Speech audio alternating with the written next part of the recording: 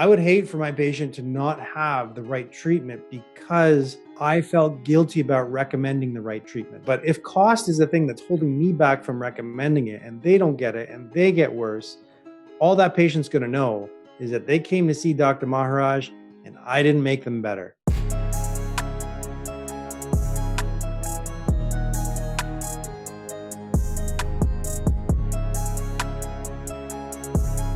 Hello, and welcome back to another episode of the 2020 podcast, bringing clarity to business, entrepreneurship, and life. I am your host, Dr. Harbir Sayan. Thank you again for taking the time to join me here. Don't forget, before we jump in, don't forget to hit subscribe, whether you're listening on Spotify, Apple Podcasts, or watching on YouTube. Leave a comment, let me know what you think. And at any point during this conversation, or every point during this conversation that you hear something valuable, because there's going to be tons of value given the guest that I have, make sure you take a screenshot and post it up on Instagram and tag us both and let us know what it was that you found valuable, what you took away from the conversation. And my guest today is a returning guest, actually his third appearance on the podcast, which I was my mind was blown today when I was thinking about that. You're the first person to come back for the third time. Is the medical director for iLabs Optometry and Center for Ocular Surface Disease near Toronto, Ontario. He is also the co-founder of the Canadian Dry Eye Summit. He is none other than the Dry Eye Jedi himself, Dr. Richard Maharaj. Thank you so much for coming back on the show, Dr. Maharaj. This episode of the 2020 podcast is brought to you by InMode. So we recently decided we wanted to elevate our dry eye in-office treatment options, and we brought in the InMode Forma radiofrequency treatment system. The Forma uses bipolar technology, which allows for greater control over the depth to which the radiofrequency waves penetrate beneath the skin. It is also the only device that has temperature monitoring and temperature cutoff built right into the device itself. The InMode system also allows the addition of the Lumeka IPL handle, which is something that we added as well if you really want to boost your dry eye game. And maybe best of all is that there's zero consumable cost with each use, zero consumables. The next exciting step is the Forma Eye Handpiece, which still uses the Forma bipolar technology, but has a much smaller front end of the handpiece, which allows for more accurate treatment on and around the eyelid area. Contact your local InMode rep to learn how you can take your dry eye practice to the next level. And now back to our interview with Dr. Richard Maharaj. Thank you very much, Harbir, for having me back. Look, 3 times, they say third time's a charm. Well, actually, if you count the first IG Live that failed, this is the 4th time. That's true. That's true. 3rd on the record, 4th in general. But no, I'm really happy to be here. Thanks for having me back. I'm excited. It's been a year. A lot's happened in a year, so looking forward to it. That's right. So this is really the impetus for this. It's our 1-year anniversary episode. The first time we recorded an episode was just in the beginning of the pandemic, early days of the shutdown and quarantine period. And you had some incredible insights to share with us. Before we go into that, I want to give you a chance to do a real quick intro for yourself, just in case I missed any important points there. Please let us know a little bit about what you're up to these days. Yeah, for those of you that don't know me and that didn't listen to that first episode, I practice just outside of Toronto. As Dr. Sayan's mentioned, I'm practicing at a medical optometry clinic, and my particular focus is on the ocular surface, and dry eye disease is sort of what I've been known for the last decade or just thereabouts. And a lot of the work that I do in teaching is focused on that as well. Some recent changes in the course of this last year. I've also joined a artificial intelligence company as a new chief scientific officer. Wow. AI for Eyes. That's really new, and it's still in development, but that's probably going to set the stage for the next little while in my career. So a lot of new things, a lot of old things, but pretty much the same old me. That's exciting. The same old G. Who's that? Genuine? I'm isn't myself it? Too. I think so. Anyways, that's exciting. AI, definitely taking for Eyes. Actually, it's the co-founder is one of your colleagues out in the West Coast, Dr. Henry Rees. Yeah, I was going to ask you if that was Henry's project, actually, because I know he'd been working on something like that. Very exciting stuff. Very cool. Amazing. Well, that's the future for most industries, is some form of AI and, AR, VR, I don't know, all sorts of versions of that type of stuff. So pretty cool that you're into that. I'd love to hear more about that at some point in the future when when you're able to share it and when there's, more exciting things to share about that. Mm-hmm. So it's been a year, and there were some pretty amazing insights that you had shared with us on that initial IG live that we did, April. I think it's almost to the day. It's been a year now. April, whatever it was last year, 2020. A lot of that conversation was around what we were going through emotionally, psychologically.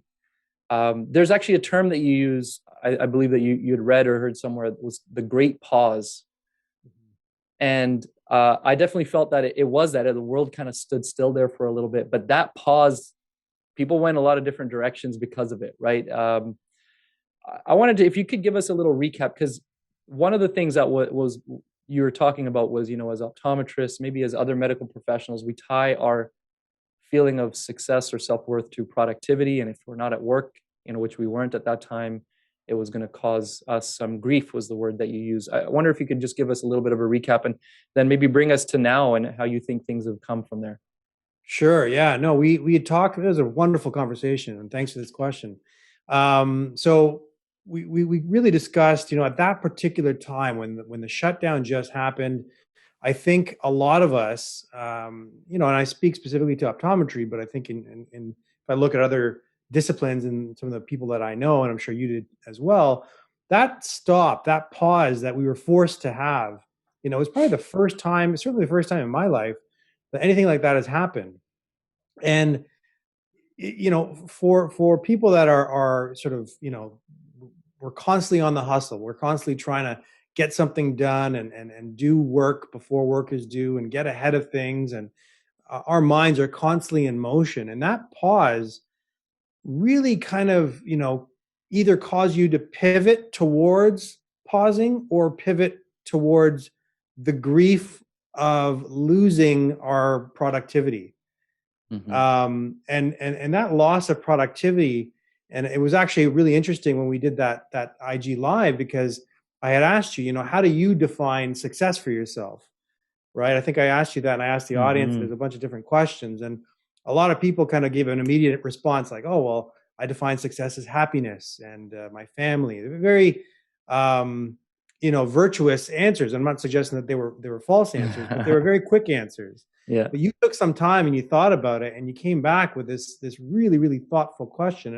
And I hope that a year later, we've all kind of thought about what really is success and what does it mean.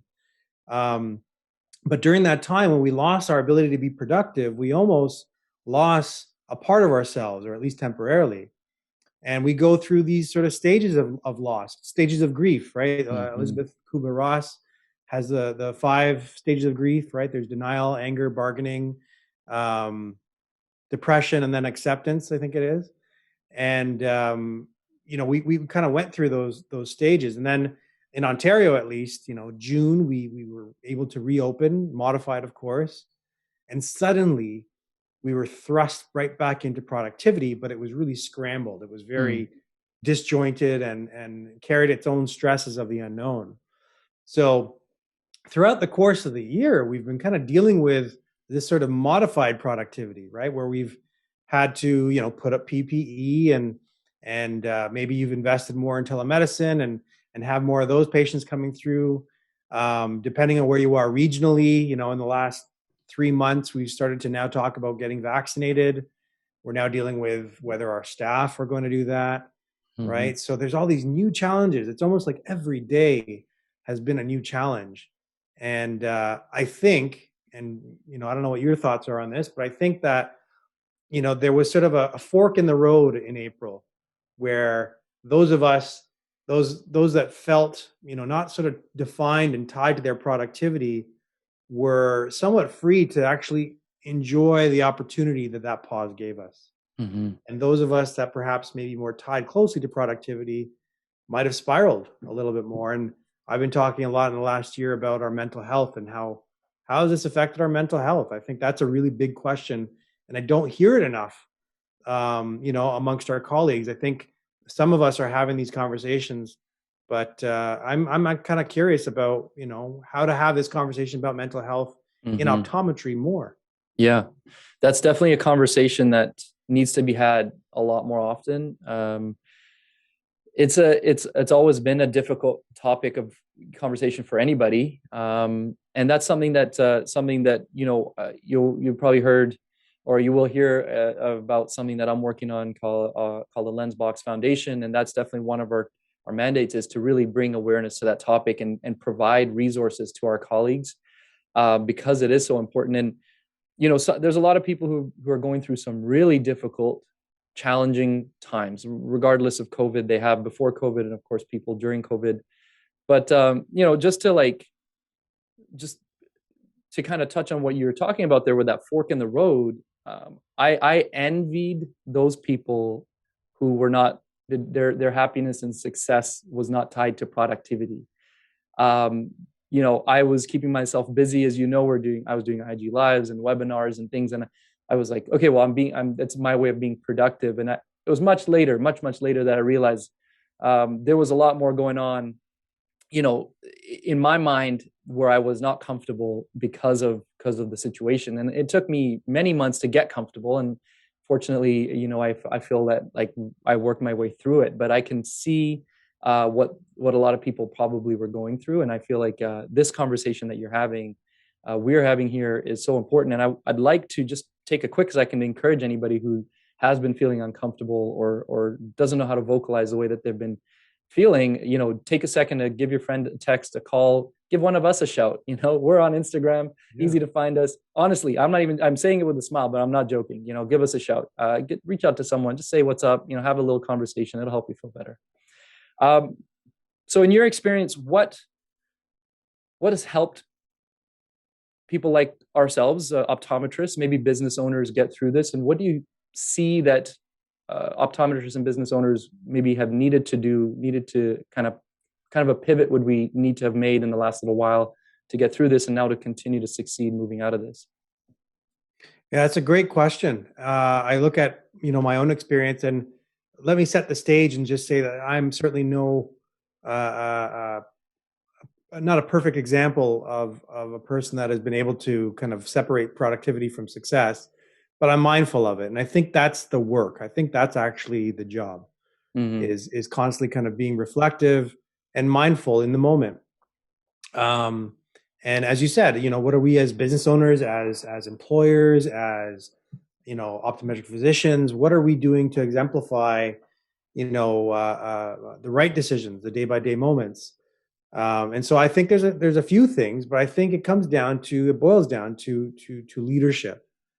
And if I could stress this, it's not to suggest that, you need to be in a sort of typical leadership role. We are leaders in every aspect of our lives. You're a father, I'm a father.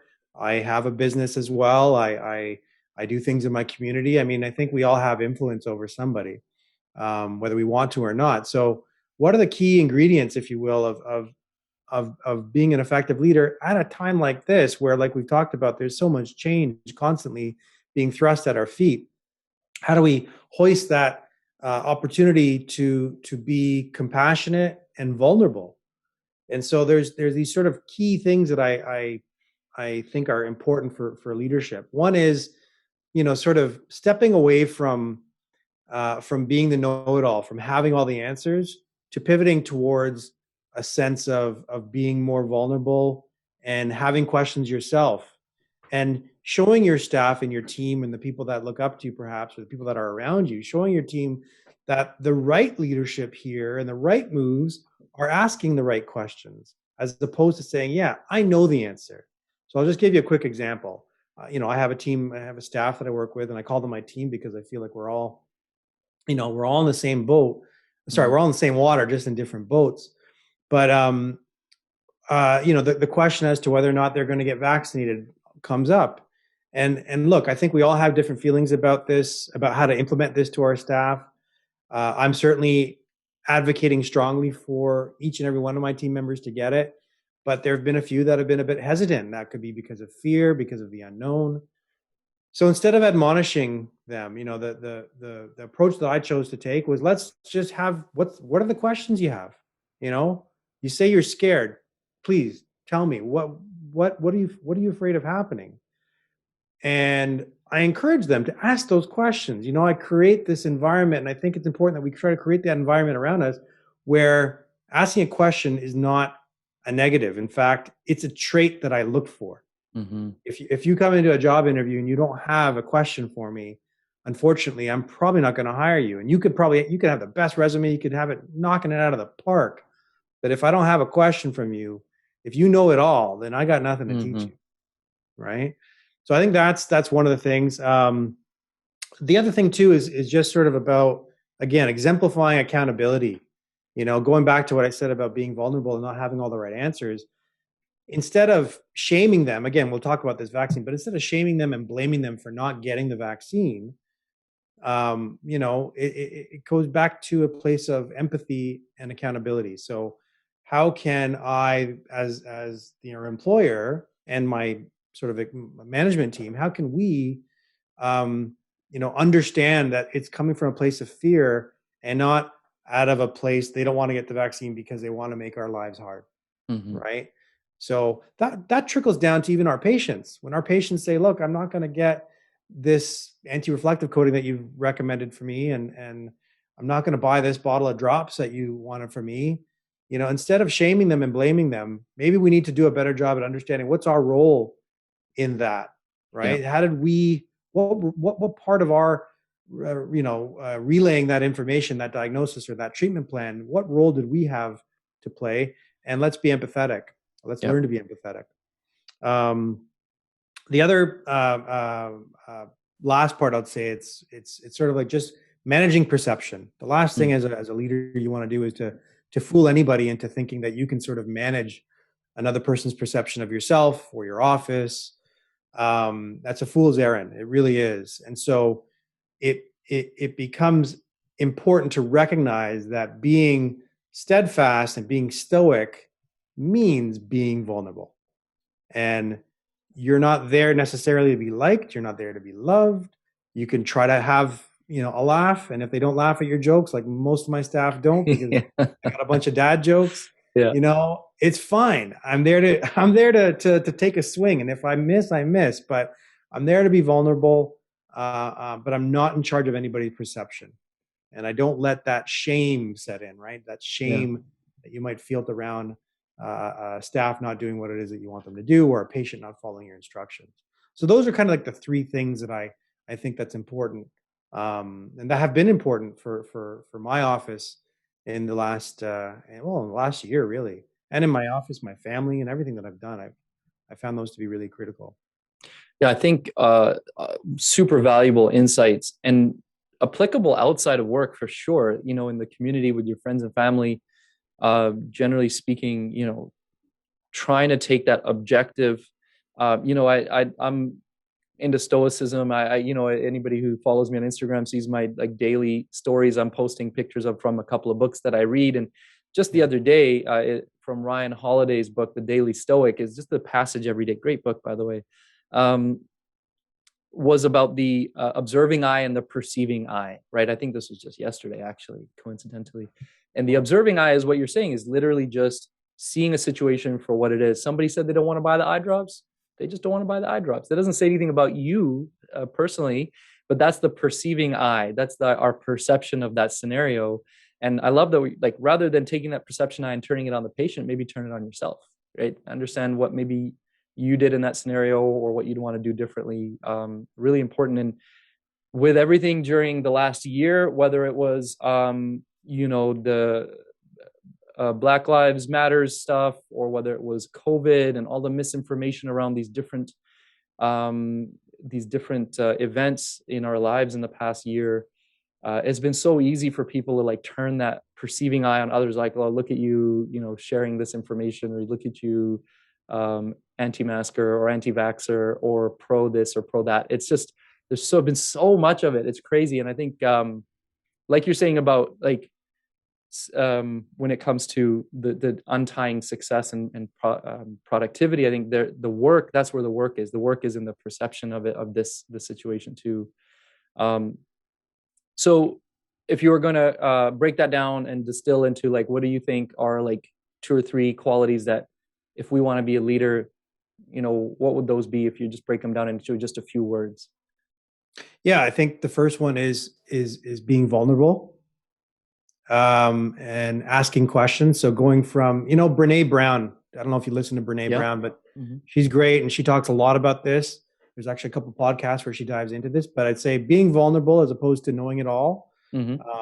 and being empathetic as opposed to avoiding tough conversations, and avoiding, like you just commented on, worrying about the perceiving eye, and just kind of being mindful of the environment that you're in, and be an observer. I think I said this a second ago, but you have to recognize that we're all in the same water, but in different boats. A lot of people say, "Oh, we're in the same boat." Well, we're not in the same boat. Mm. My boat looks different than yours, but we're definitely in the same water. Waves are hitting our boats at different times, but we all need to open the sail, and we all need to kind of let the wind carry us through the tough times. So being mindful of your own perceptions versus, sorry, about being mindful of controlling other people's perceptions. You can't Yeah. do that. Right. Can't do And that. that's you're in that luxury yacht, right? That big long one. Is that the boat that you're in on the? I'm in Ontario, dude. We got Lake Ontario. I'm not getting very far there. No. I just drive around in circles. Um, any other thoughts? Like, this is, it's amazing that we have, within our own profession, within our own group of colleagues, somebody like yourself who has these amazing insights, because otherwise, um, I think we're sometimes afraid to go looking outside of our profession. I'd love for you to see if there's other things that you'd like to share, other lessons that you think we could take away from this year that we've just gone through. Yeah, I think, look, there's some of the stuff that you post and that you've shared in your podcast have really kind of resonated with me, and I think we probably align on a lot of these things.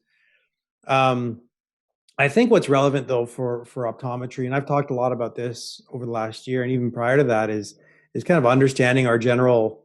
I call this optometry psychology, right? Like who we are as or who the optometrist embodies from a personality standpoint, right? There's five main sort of personality traits. There's agreeableness, neuroticism. There's a few others, but there was actually a study done in 2003, and I think we might have talked about this as well, where the generalized personality of an optometrist was for that ISFJ personality, which is a very agreeable, a very likable person, almost doing for others in excess at your own demise in some cases. Mm-hmm. We're Mm-hmm. the helpers in the room, right? That's the ISFJ, and I think with the ISFJ comes a lot of empathy, built-in empathy, but that empathy is sometimes can create a bit of cognitive dissonance in terms of what we do. So, for instance, charging for a service, having a high-end, frame gallery, for instance, or charging, for in-office dry eye procedures, which are, in thousands of dollars, or any specialty for that matter. I think there's a bit of dissonance with it when it comes to charging for a particular expensive or deemed expensive service, and our own ISFJ personality being able to make that recommendation guilt free. And I think that guilt sometimes ends up resulting in us withholding, the recommendation, for instance, because we don't want to come across as, oh, I don't want to charge this. I don't want to tell this patient, this is how much it costs. I feel badly about it, right? I hear that a lot. Mm-hmm. I feel badly about it. And I think that's one of the things that I hear a lot amongst my colleagues. And the one thing I kind of answer to that is, we have to make sure that we're not, our own narrative, our own sort of frame of mind is not bleeding into the patient experience, is not actually confounding that experience. I would hate for my patient to not have the right treatment because somehow I felt guilty about recommending the right treatment. Mm-hmm. Forget about the reason why. Maybe it's cost.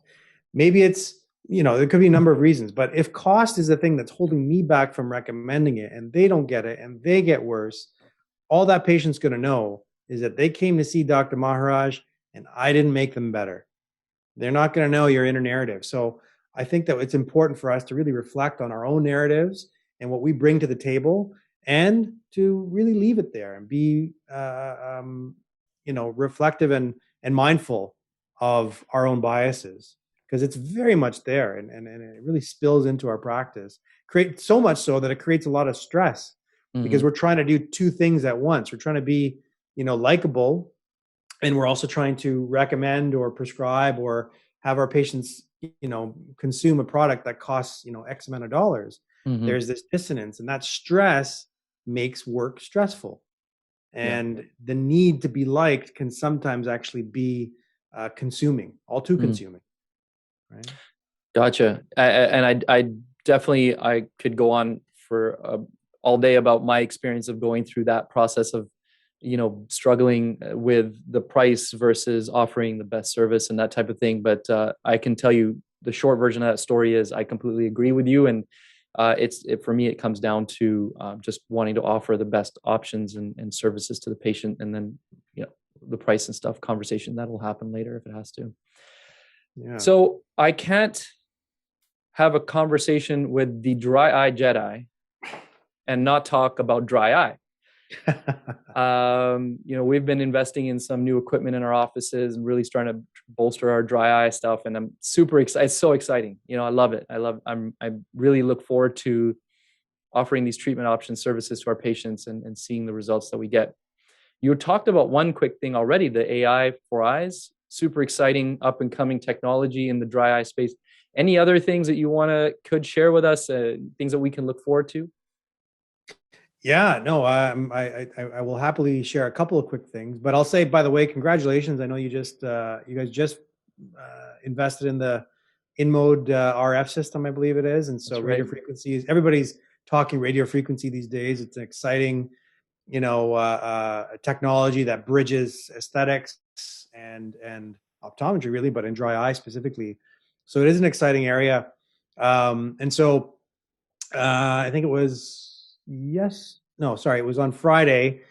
We actually have a new handle so I've been working with InMode at bringing a eye specific handle to the InMode platform. So it's called the Forma Eye. Probably in the next couple of days, I'll post a picture of the actual handle itself. So it's actually a much smaller handpiece than the traditional Forma, and it's bipolar, and so it'll fit really nicely in the periorbital region. I'm excited, so kind of working on protocols as we speak. But yeah, that's kind of the newest thing. We're the first in Canada to have it. So if I'm not mistaken, I believe that it is commercially available as of now. So that's very exciting. I'm really looking forward to it. I already put as soon as I heard, I think it was the day I texted you that first day, that Friday. As soon as I heard, I started texting anyone I could find in InMode, be like, put my name down. I'm getting one. Hurry up. Yeah, it's pretty crazy. I'm excited for it. And, it's nice to have, the other thing, it's just nice to have options in the marketplace, and it helps us learn. I think the more tools we have, the more we're going to learn what works and what doesn't work. And being able to have a hand in this as well is kind of rewarding in and of itself. Yeah, that's amazing. The other thing it's not really new, but it's, I guess, new for 2021. So we just opened up sales for the 2021 Canadian Dry Summit. So we had you as part of our faculty last year, and you attended, and that was a bit of a different experience because it was all virtual. This year, the Canadian Dry Summit will be, it'll be a mixture of virtual and real. It really is contingent on state of affairs in Ontario when it comes. But in November 13th and 14th of this year will be our Canadian Dry Summit. Exciting. So we're really excited about that. We're building out the program as we speak. But ticket sales are open now. So if you go to www.dryeyesummit.ca, you can register. And for those that want to attend the live meeting, should we end up having to forego the live meeting for provincial lockdown reasons or any other, your ticket will automatically be transferred to a virtual ticket. So we're really trying to be mindful of making sure that no one kind of gets left behind, but that we're still able to have a really robust meeting. And if our virtual meeting last year was any indication of what we can do virtually, I think that the experience is going to be even better. You guys crushed it last year. And thank you for having me, by the way. I was humbled. I can't even tell you. I was like presenting alongside Dr. Art Epstein and like Dr. Laura Perriman. I'm like, what am I doing here exactly? It was pretty cool. But the way you guys presented, it was so cool. I loved it. Like sort of a talk show type of setup where you guys were in the studio and then kind of throwing it back to people, and then you had little like cutout of Trevor there, and that was all awesome, man. I love the way you guys presented it, and you're right. I mean, if that's what you do virtually, I can't wait to see it in person. And if it's in person this year, I'll be there for sure. Yeah, it was great, man. It was great having you there. And you said that you didn't feel like you needed you were worthy of being in that position, but that's one of the great things. And I think the Canadian brand of education is very unique. And we've actually gone that. So that was our third Canadian Dry Summit. This will be our fourth.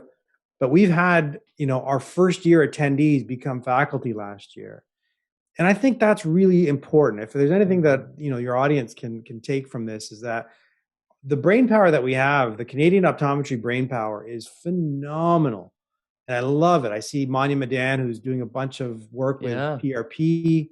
Claire O'Halloran on the East Coast does fantastic work with sclerals. I mean, we've got such talent in this country, and I love seeing it.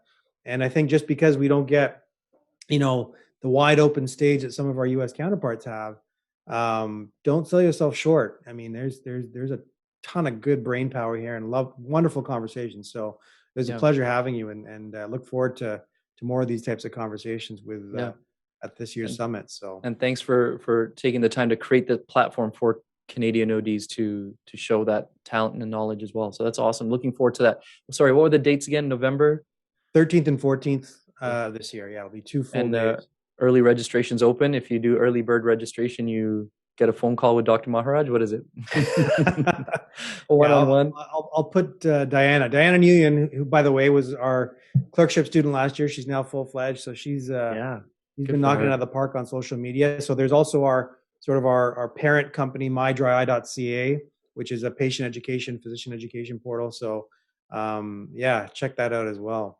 Cool, man. Hey, Harbir, I'm gonna steal the show a little bit here from you, if you don't mind. Okay. I've had some burning questions that I've had for you. If you don't mind, we'll flip the script here. I'm gonna grab the mic, and I'm gonna ask you some questions. What do you think? You okay with that? All right. Yeah, let's do it. I do have a question and I know you've been doing this very silently, and I've often thought of you as a very conscious entrepreneur. Okay, so tell me about your Oxford and Kin eyewear. I mean, you how did this happen, and how does one even do this? So you have your own line of frames, and you retail them in your optical, and so how did that come to be? And just tell me a bit about it, because it seems like a fantastic thing that you've done here, and you've done it so quietly.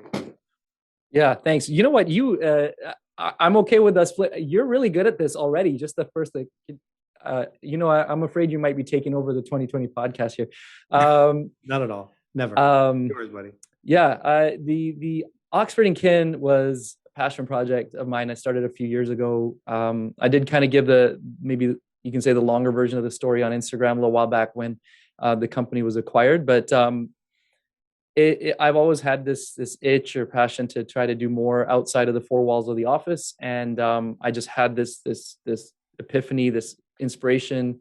I was seeing companies like Warby Parker and the like.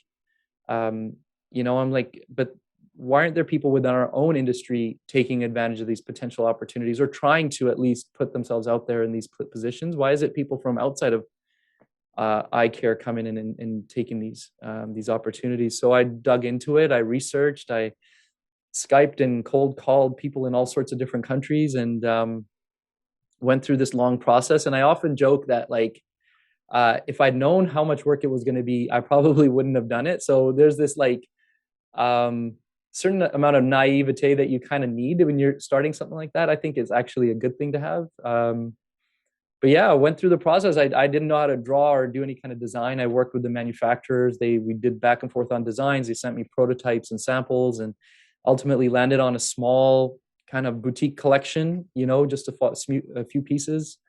And the goal was for it to be primarily e-commerce. So yes, we had some in the optical. Yes, I distributed to a few stores here and there, but I didn't want to have to hire manpower to oversee all of that. So it was primarily e-com, and really the backbone of that was the giving back portion of it, right?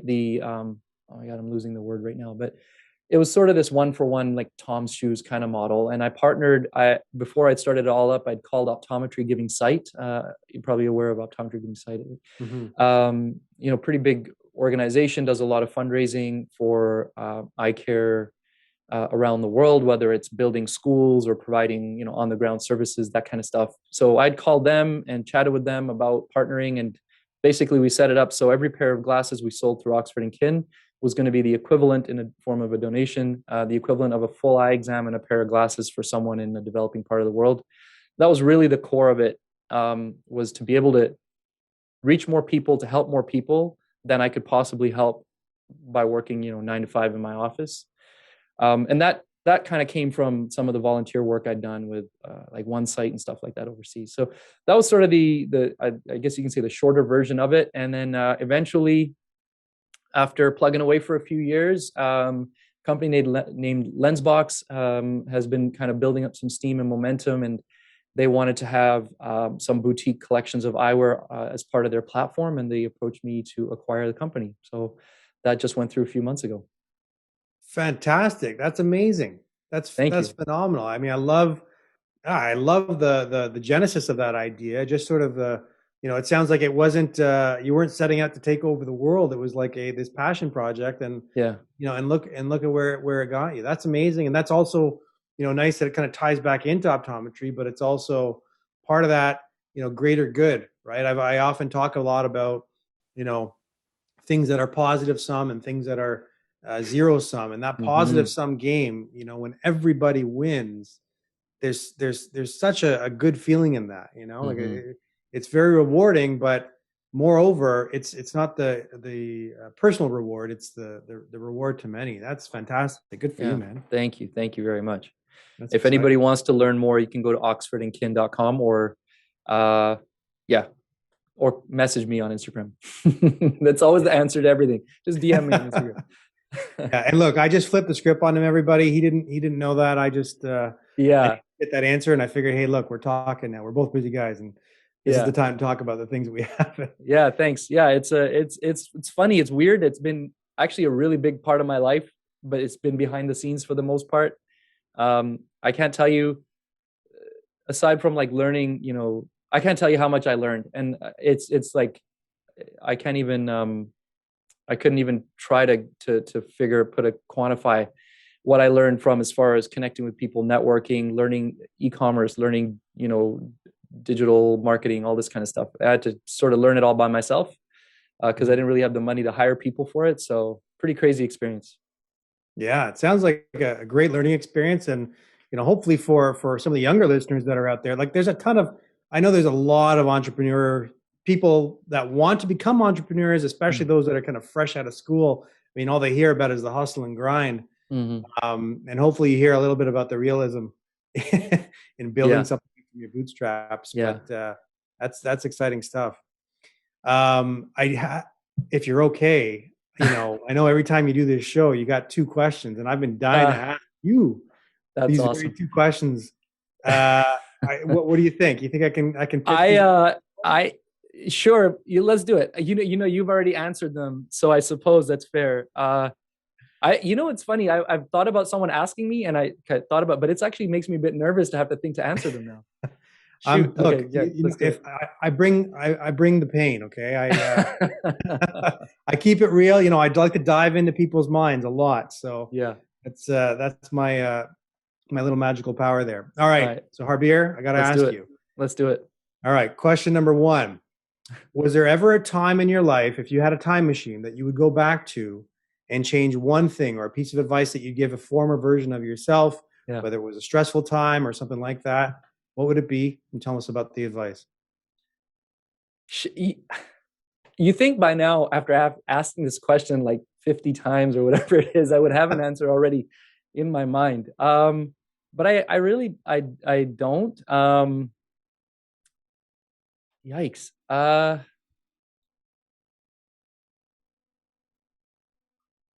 It would be I don't know if I could think of a very specific moment, but I think it would be, don't worry about pleasing other people. Or like, don't make that, like, don't put so much emphasis on that. I think I did that for a lot of my life, and it makes you do weird things. Not like not necessarily crazy things, but like, yeah, you just act weird when you're like constantly trying to please people, whether it's pleasing your friends or trying to please a girl, like trying to get a girl interested in you, or whether Mhm. it's business related, trying to impress other people. Try not to focus so much impressing other people. I would say just focus on making yourself the best version of you that you can be, and whether that's spending a little time on education or spending more time on personal development, and not worrying about what other people think so much. I think that'd be it. That's beautiful, man. I can see that. I mean, I like to say, pivot towards valuing the mind over the muscle, Mm, and peace over hustle. Those are the two mm, things that I I usually. like that, and it Yeah, rhymes. it's. But when we're younger, I think I had a similar answer last year. It was like, learning to say no, learning to be quiet, and that was a key thing. Great answer. I like that. Thanks, man. All right, next question, buddy. I think you know what it's going to be, but let me just say Yeah, it I think I have an idea. for the sake of the audience. So you've accomplished so much. You've got this fantastic podcast, the 2020 podcast. You've got, your Oxford and Kin line. You've got your practice, your profession, your family, all these great successes. How much of it, Harbir, how much of it is due to luck and how much of it is due to hard work? It's so funny to have these questions asked to me, actually, dude. Huh.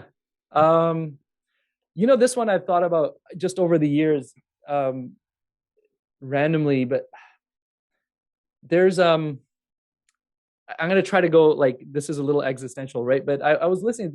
I'm taking this from a different conversation somebody was having in relation to time, understanding time.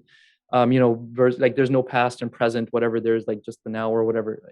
Or sorry, now doesn't exist. There was the moment that just passed and the moment that's coming. Anyways, he was saying if you were to stand at the edge, if you're on a beach and you stand at the edge of the water, your feet are in the water, but you're on the beach, right? So you're like neither in the water, neither on the beach, or it's both. And I feel like that's kind of how I think about the luck and hard work thing. It's got to be both, right? When you're standing there on the beach, you're both on the ground and in the water, and it's both hard work and luck. But quantifying how much water there is versus how much sand there is, that's hard to do. So then I feel bad that I asked this question and forced people to make this like binary decision. But you said something last year because I just re-listened to our episode, and you said something interesting about like, um, okay, my answer to this, I'm like circling around here. My answer to this is, I think actually it's a lot of luck, and it's not luck in like dumb luck. And I hate the word luck because I've been told I'm lucky a lot of times. In fact, my roommate in Boston in optometry school, he goes, Harbir, man, you just fall ass backwards into luck. I was like, well, I mean, I don't know. I studied for that test. I don't know what you're talking about. But so it's always had this like negative connotation to me. But by luck, I mean fate or I use the word grace that Tony Robbins uses. Like it's the universe bringing things to you. And like, I mean, I couldn't control who my parents are, where I was born, that they decided to move to Canada when I was young, that I have this large family here that's a support system. Like I'm very fortunate to have that. It's Mhm. extremely, extremely important to me. Um, so that's luck. And for me, that's probably like 50% of it. Like if I Mhm. didn't have that support system, I wouldn't be able to work as hard. I know a lot of my colleagues and a lot of people I have on the show will say 99% hard work. And I get it because dude, the eyewear brand and two companies and two optometry clinics and two kids and all this stuff at the same time, it's hard work, but I wouldn't be able to do it without all the family support and everything I have. So I'm going to say 50-50 is my short answer to your question. That's a good answer. That's a really good answer. I think I gave it 80-20 last year, You but I, did. You had the predisposition. I Yeah. like your answer. And I think that you definitely bring up, I think, one of the most important things, which is, not to forget the context of the world before us, right? And and Mm-hmm. and what were we graced with? You said the word grace. What were we graced with to be fortunate to be born? I was born in Toronto, and to be in this country. Just that alone puts us Yep. in a stratosphere of wealth that other countries can't even dream to have. I mean, if you're earning 60K in Canada, you're earning more than, I think it's 80% of the global population. I mean, just that alone puts us in a different position. So I Mm-hmm. respect that, and it doesn't discount, the work that we put into it, and the effort. Again, what part of that was choice, and what part of that was just, ingrained in us and our families and Mm-hmm. our own cultures. And so Mm-hmm. I can see how the sand and the water are very much, all there at the same time. So Mm-hmm. that's a great answer.